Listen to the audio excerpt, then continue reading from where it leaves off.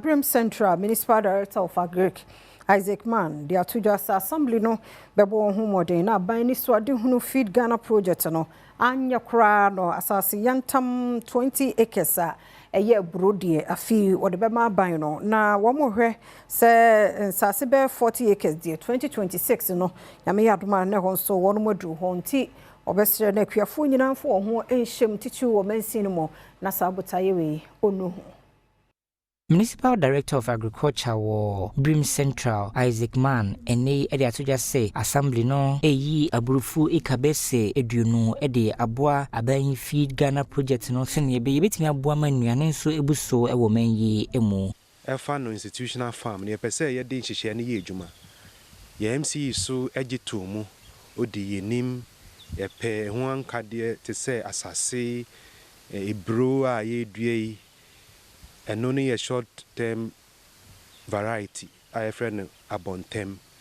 Any fertilizer hunsem any indro to say fallen meal insecticide I did beguso.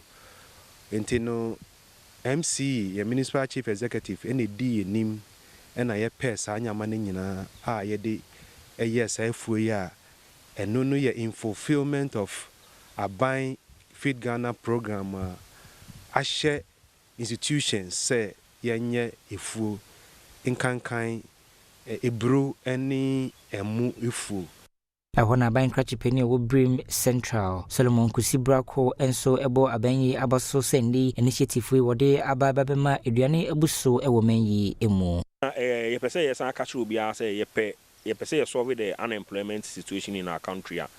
The sector I say ye dey any training man much attention the agri sector because youth no munya akade na they will be encouraged to enter into farming.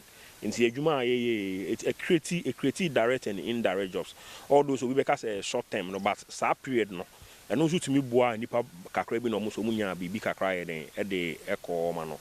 Enti botaya ye di yes full way there. Ba ko ne se na ebetumi ama mabunu no ejuma kakra bi aye. Na ya sa akire omo se afu mo ejuma no.